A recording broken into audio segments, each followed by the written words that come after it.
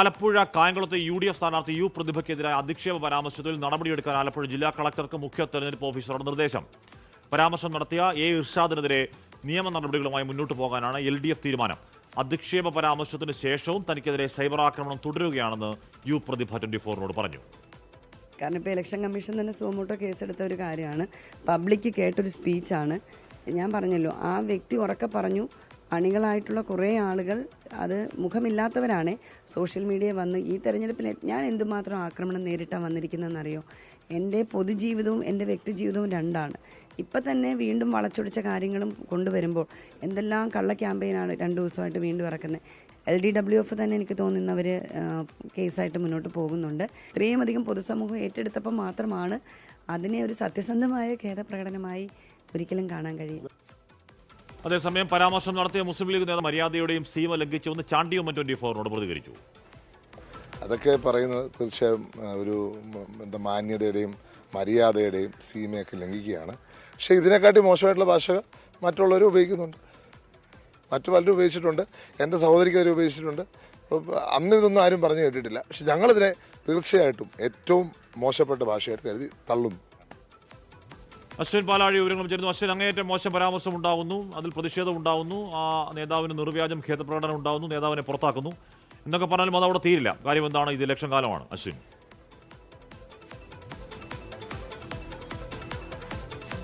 അശ്മി, തീർച്ചയായും ഈ കായംകുളത്തെ തെരഞ്ഞെടുപ്പ് രാഷ്ട്രീയം ഇപ്പോൾ ഈ സ്ത്രീവിരുദ്ധ പരാമർശത്തിൽ ചുറ്റിക്കറങ്ങി നിൽക്കുകയാണ്. അല്പസമയം മുമ്പാണ് യു പ്രതിഭ നമ്മളോട് പ്രതികരിച്ചത്. അതിൽ ഇപ്പോഴും വളരെ മാനസിക വിഷമത്തിലാണ് എന്നാണ് യു പ്രതിഭ പറയുന്നത്. അന്ന് ഈ പ്രസംഗം നടത്തിയപ്പോൾ പോലും അതിനുശേഷമോ ഈ വേദിയിലിരുന്ന കോൺഗ്രസ് നേതാക്കൾ പോലും UDF നേതാക്കൾ പോലും ആ പ്രസ്താവന തിരുത്താനോ അദ്ദേഹത്തോട് പറയുകയോ അതിൽ ഖേദം പ്രകടിപ്പിക്കണമെന്ന് ആവശ്യപ്പെടുകയോ ചെയ്തിട്ടില്ല എന്നൊരു കാര്യമാണ് പറയുന്നത്. ഇപ്പോഴും താൻ സൈബർ അധിക്ഷേപം നേരിടുന്നു എന്നാണ് യു പ്രതിഭ പറയുന്നത്. അതിൽ ഏറ്റവും പ്രധാനമായി ഇപ്പോൾ കാലത്ത് യു പ്രതിഭ മാധ്യമപ്രവർത്തകർക്കെതിരെ നടത്തിയ ഒരു പരാമർശമാണ്.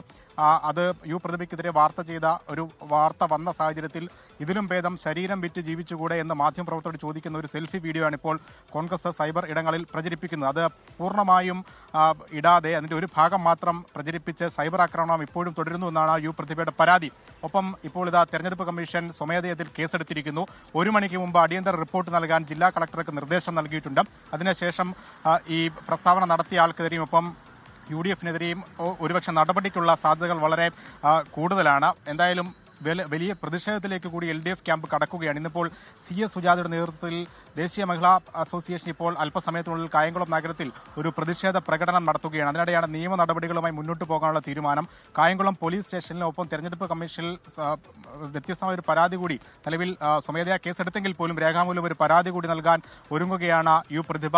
ഒപ്പം തെരഞ്ഞെടുപ്പ് കാലത്ത് സജീവമായ ഒരു പ്രചരണ വിഷയമായി, പ്രചരണ ആയുധമാക്കി മാറ്റാൻ കൂടി LDF ശ്രമിക്കുമ്പോൾ UDF-ന്റെ ഭാഗത്ത് നിന്ന് പ്രതിരോധിക്കുന്നത് കൃത്യസമയത്ത് കൃത്യമായ നടപടിയെടുത്തു എന്നുള്ള കാര്യം ചൂണ്ടിക്കാണിച്ചാണ്. നിലവിൽ ഇർഷാദ് UDF-ന്റെ ഒരു സ്ഥാനങ്ങളിലുമില്ല. അന്വേഷണ വിധേയമായി മുസ്ലിം ലീഗിൽ നിന്നും സസ്പെൻഡ് ചെയ്തു. UDF-ന്റെ മണ്ഡലം കൺവീനർ സ്ഥാനത്ത് നിന്ന് നീക്കിയിട്ടുണ്ട്. ഇതടക്കം ഈ നടപടി ചൂണ്ടിക്കാണിച്ചുകൊണ്ടാണ് UDF പ്രതിരോധിക്കുന്നത്. എങ്കിലും സ്ത്രീവിരുദ്ധ പരാമർശത്തെ ഒരു പരിധിക്കപ്പുറത്തേക്ക് ന്യായീകരിക്കാനോ പ്രതിരോധിക്കാനോ UDF-ന് നിലവിൽ പ്രശ്നമില്ല. അതിൽ പരിമിതിയുണ്ട്. ന്യായീകരിക്കാൻ കഴിയില്ല.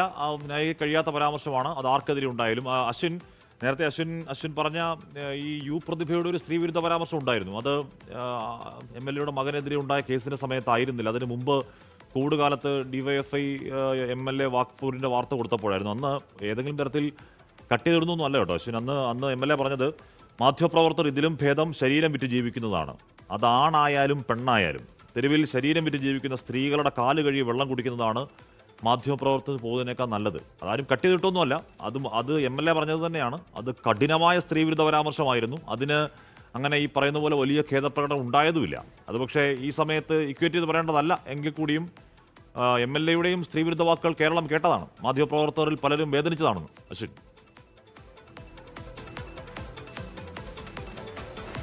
തീർച്ചയായും ആഷ്മി, ആ സമയത്ത് ഏറ്റവും വലിയ രൂക്ഷമായ അല്ലെങ്കിൽ അതിരുവിട്ട പ്രതികരണമായിരുന്നു MLA-യുടെ ഭാഗത്തു നിന്നുണ്ടായത്. അത് ഒരാളുടെ പേരെടുത്ത് പറഞ്ഞുകൊണ്ടല്ലല്ലോ എന്നുള്ള ന്യായീകരണമാണ് MLA ഇന്ന് നടത്തിയ പ്രതികരണത്തിൽ നടത്തുന്നത്. അന്ന് അങ്ങനെ പറഞ്ഞു എന്ന് വെച്ച് അതിനെ എടുത്തു പറഞ്ഞുകൊണ്ട് ഇപ്പോൾ നടത്തുന്ന ഈ സ്ത്രീവിരുദ്ധ പരാമർശത്തെ, ഇപ്പോൾ നടത്തിയ ആ സ്ത്രീവിരുദ്ധ പരാമർശത്തെ UDF ന്യായീകരിക്കുന്നു എന്നുള്ളതാണ് MLA-യുടെ വാദം. അപ്പോഴും താൻ പറഞ്ഞത് തെറ്റാണ് എന്ന ഒരു ന്യായീകരണം അല്ലെങ്കിൽ അത് തെറ്റാണ് എന്ന് അംഗീകരിച്ചുകൊണ്ട് മുന്നോട്ട് പോകാൻ യു പ്രതിഭ തയ്യാറാകുന്നില്ല എന്നുള്ളതും ഒരു പ്രധാനമായി എടുത്തു പറയേണ്ട ഒരു കാര്യമാണ്.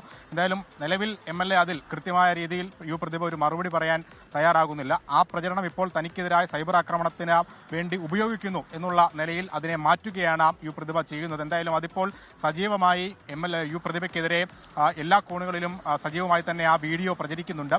എന്തായാലും അത് പറഞ്ഞാണ് അത് MLA UDF നെതിരെയല്ല പറഞ്ഞത്, മാധ്യമപ്രവർത്തകർക്കെതിരെയാണ് പറഞ്ഞത്. ശരീരം വിറ്റ് ജീവിക്കുന്നതാണ് നല്ലത്, ആണായാലും പെണ്ണായാലും എന്ന് പറഞ്ഞാൽ അത് കഠിനമായ സ്ത്രീവിരുദ്ധ പരാമർശമായിരുന്നു. അന്ന് ഈ പറയുന്ന പോലെ വലിയ പ്രതിഷേധം ഉണ്ടായില്ല. ഈ പറയുന്ന പോലെ പക്ഷേ അതിപ്പം MLAക്കെതിരെ ഉണ്ടാകുന്ന കഠിനമായ സ്ത്രീവിരുദ്ധ പരാമർശത്തിൽ ഇക്വേറ്റ് ചെയ്യാൻ ഉപയോഗിക്കേണ്ട ഒന്നല്ല.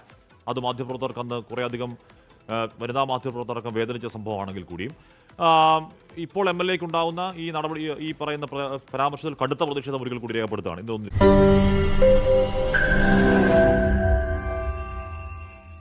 ലോകത്തെവിടെയായാലും ഏത് സമയത്തും 24 വാർത്തകളും ഓഗ്മെന്റഡ് റിയാലിറ്റി പാക്കേജുകളും എക്സ്പ്ലെയിനറുകളും വിശദമായി കാണാൻ ഞങ്ങളുടെ യൂട്യൂബ് ചാനൽ നിങ്ങൾക്ക് സബ്സ്ക്രൈബ് ചെയ്യാം.